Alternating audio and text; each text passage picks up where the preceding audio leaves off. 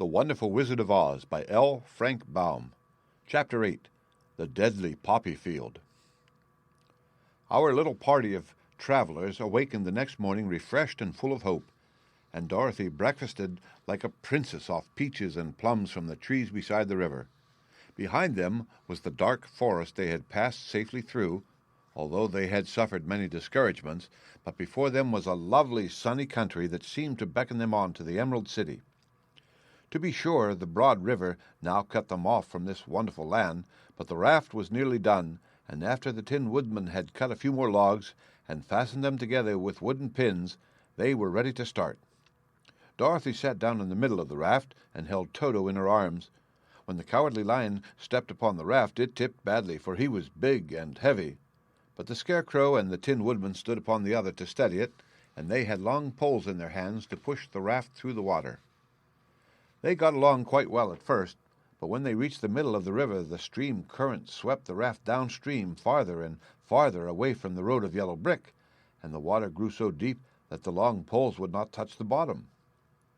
"This is bad," said the Tin Woodman, "for if we cannot get to the land, we shall be carried into the country of the Wicked Witch of the West, and she will enchant us and make us her slaves." "And then I should get no brains," said the Scarecrow. "And I should get no courage," said the Cowardly Lion.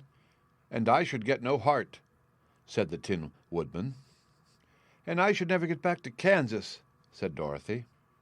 "We must certainly get to the Emerald City if we can," the Scarecrow continued, and he pushed so hard on his long pole that it stuck fast in the mud at the bottom of the river. Then, before he could pull it out again or let go, the raft was swept away, and the poor Scarecrow left clinging to the pole in the middle of the river. "Goodbye," he called after them, and they were very sorry to leave him. Indeed, the Tin Woodman began to cry, but fortunately he remembered that he might rust, and so dried his tears on Dorothy's apron. Of course, this was a bad thing for the Scarecrow. "I am now worse off than when I first met Dorothy," he thought. "Then I was stuck on a pole in a cornfield where I could make believe scare the crows at any rate. But surely there is no use for a Scarecrow stuck on a pole in the middle of a river. I am afraid I shall never have any brains at all." Down the stream the raft floated, and the poor Scarecrow was left far behind. Then the Lion said, "Something must be done to save us. I think I can swim to the shore and pull the raft after me, if you will only hold fast to the tip of my tail." So he sprang into the water, and the Tin Woodman caught fast hold of his tail. Then the Lion began to swim with all his might toward the shore. It was hard work, although he was so big, but by and by they were drawn out of the current, and then Dorothy took the Tin Woodman's long pole and helped push the raft to the land. They were all tired out when they reached the shore at last and stepped off upon the pretty green grass, and they also knew that the stream had carried them a long way past the road of yellow brick that led to the Emerald City. "What shall we do now?" asked the Tin Woodman as the Lion lay down on the grass to let the sun dry him. "We must get back to the road in some way," said Dorothy. "The best plan will be to walk along the river bank until we come to the road again," remarked the Lion. So when they were rested, Dorothy picked up her basket, and they started along the grassy bank to the road from which the river had carried them. It was a lovely country with plenty of flowers and fruit trees and sunshine to cheer them, and had they not felt so sorry for the poor Scarecrow, they could have been very happy. They walked along as fast as they could, Dorothy only stopping once to pick a beautiful flower, and after a time the Tin Woodman cried out, "Look!" Then they all looked at the river, and saw the Scarecrow perched upon his pole in the middle of the water, looking very lonely and sad. "What can we do to save him?" asked Dorothy. The Lion and the Woodman both shook their heads, for they did not know. So they sat down upon the bank and gazed wistfully at the Scarecrow until a stork flew by, who, upon seeing them, stopped to rest at the water's edge. "Who are you, and where are you going?" asked the stork. "I am Dorothy," answered the girl, "and these are my friends, the Tin Woodman and the Cowardly Lion, and we are going to the Emerald City." "This isn't the road," said the stork, as she twisted her long neck and looked sharply at the queer party. "I know it," returned Dorothy, "but we have lost the Scarecrow and are wondering how we shall get him again." "Where is he?" asked the stork. "Over there in the river," answered the little girl. "If he wasn't so big and heavy, I would get him for you," remarked the stork. "He isn't heavy a bit," said Dorothy eagerly, "for he is stuffed with straw, and if you will bring him back to us, we shall thank you ever and ever so much." "Well, I'll try," said the stork, "but if I find he is too heavy to carry, I shall have to drop him in the river again." So the big bird flew into the air and over the water till she came to where the Scarecrow was perched upon his pole. Then the stork with her great claws grabbed Scarecrow by the arm and carried him up into the air and back to the bank where Dorothy and the lion and the Tin Woodman and Toto were sitting. When the Scarecrow found himself among his friends again, he was so happy that he hugged them all, even the lion and Toto, and as they walked along he sang "Tol-de-ri-de-o" at every stop, he felt so gay. "I was afraid I should have to stay in the river forever," he said, "but the kind stork saved me, and if I ever get any brains, I shall find the stork again and do her some kindness in return." "That's all right," said the stork, who was flying along beside them. "I always like to help anyone in trouble. But I must go now, for my babies are waiting in the nest for me. I hope you will find the Emerald City and that Oz will help you." "Thank you," replied Dorothy, and then the stork flew into the air and was soon out of sight. They walked along listening to the singing of the brightly colored birds and looking at the lovely flowers, which now became so thick that the ground was carpeted with them.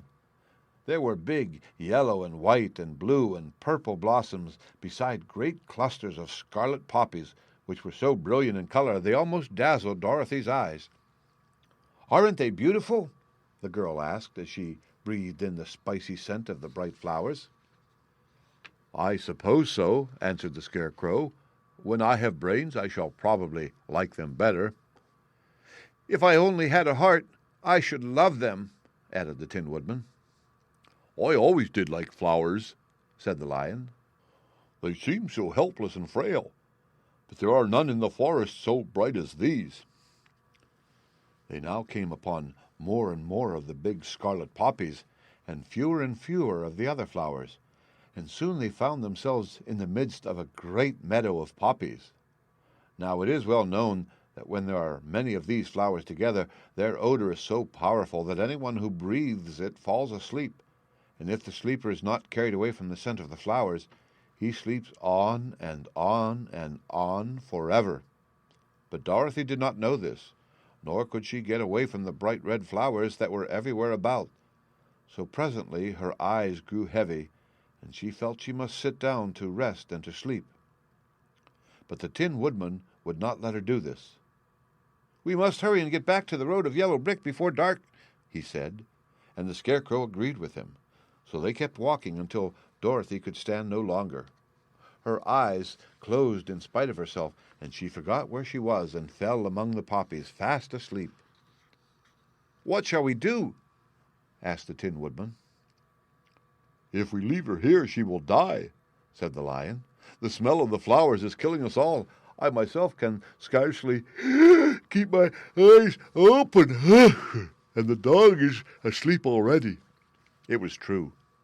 Toto had fallen down beside his little mistress, but the Scarecrow and the Tin Woodman, not being made of flesh, were not troubled by the scent of the flowers. "Run fast," said the Scarecrow to the lion, "and get out of this deadly flower bed as soon as you can. We will bring the little girl with us, but if you should fall asleep, you are too big to be carried."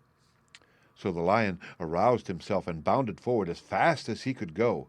In a moment he was out of sight. "Let us make a chair, and with our hands we will carry her," said the Scarecrow. So they picked up Toto and put the dog in Dorothy's lap, and then they made a chair with their hands for the seat and their arms for the arms, and carried the sleeping girl between them through the flowers.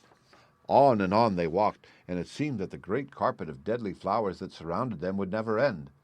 They followed the bend of the river, and at last came upon their friend the lion, lying fast asleep among the poppies.